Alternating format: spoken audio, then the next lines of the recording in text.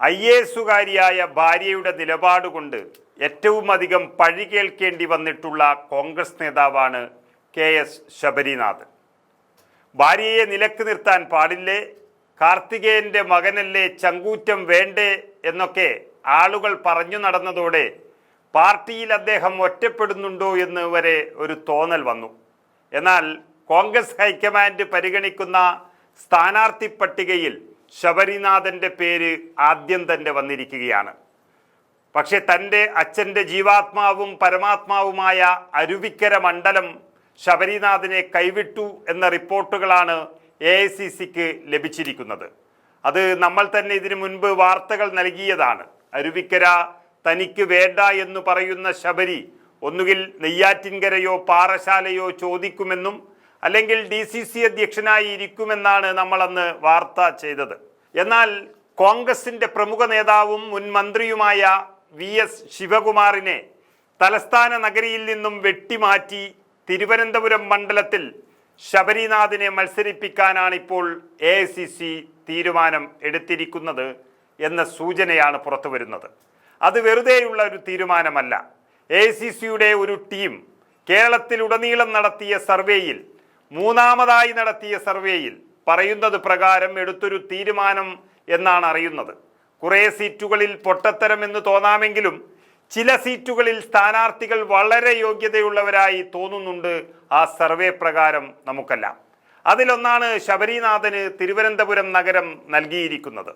VS ശിവകുമാറിൻ്റെ രാഷ്ട്രീയം വെറും adjustment രാഷ്ട്രീയമെന്ന് പ്രവർത്തകർ തിരിച്ചറിഞ്ഞതുകൊണ്ടാണ് മണ്ഡലത്തിൽ നിന്നും മാറേണ്ടി വരുന്നത് എന്നാണ് പറയപ്പെടുന്നത്.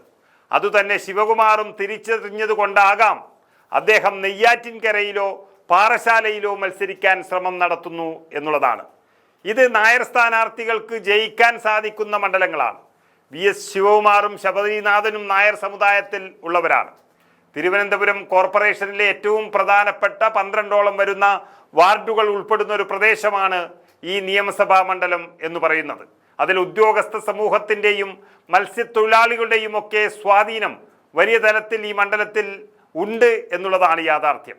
മാത്രമല്ല, ശബരിനാഥൻ ഏറ്റവും കൂടുതൽ ഉപകരിക്കുന്നത് അദ്ദേഹത്തിൻ്റെ സ്വഭാവ സവിശേഷതകളും കാർത്തികേയൻ്റെ മകൻ എന്നുള്ള പ്രതിച്ഛായയും ഒപ്പം അതിശക്തമായ ഭരണവിരുദ്ധ വികാരവും തന്നെയാണ്. മത്സ്യത്തൊഴിലാളികളെല്ലാം അനുഭവിക്കുന്ന പ്രശ്നങ്ങൾ എന്ന് പറയുന്നത് പറഞ്ഞറിയിക്കാൻ കഴിയാത്തതാണ്. അവിടെ ഉഡായിപ്പ് രാഷ്ട്രീയത്തിന് വിലയില്ല.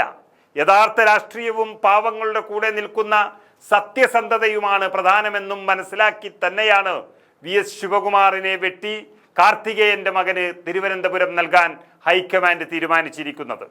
അതിശക്തമായ LDF തരംഗമുണ്ടായപ്പോഴും നമുക്കറിയാം, വെറും 7000 ചില്ലാനം വോട്ടിന് മാത്രം UDF തോറ്റുപോയ മണ്ഡലം. അത് പിടിച്ചെടുക്കാൻ ഏറ്റവും ഉചിതമായ സ്ഥാനാർത്ഥി ശബരിനാഥനാണ് എന്ന AICC കണ്ടെത്തൽ അത് രാഷ്ട്രീയ നിരീക്ഷകരും അംഗീകരിക്കുകയാണ്. ഏതായാലും പഴയ കാർത്തികേയൻ്റെ തട്ടകമായ അരുവിക്കര ചില പ്രത്യേക സാഹചര്യത്തിൽ സാമുദായിക സമവാക്യങ്ങൾ കൊണ്ടൊക്കെ ശബരിനാഥന് നിലനിർത്താൻ കഴിയാതെ പോകുകയും നിലവിലെ CPM MLA സ്റ്റീഫൻ മണ്ഡലത്തിൽ വേരുറപ്പിക്കുകയും ചെയ്ത സാഹചര്യത്തിൽ മണ്ഡലം മാറാനോ പാർലമെന്ററി രാഷ്ട്രീയത്തിൽ നിന്ന് മാറി നിൽക്കാനോ ആലോചിക്കുന്നതിനിടയിലാണ് VS ശിവകുമാറിനെ മാറ്റി ഏറ്റവും അനുയോജ്യമായ സീറ്റ് നൽകി ശബരിനാഥന് അവസരം നൽകാൻ AICC പദ്ധതിയിടുന്നതായി വാർത്തകൾ വന്നിരിക്കുന്നത്.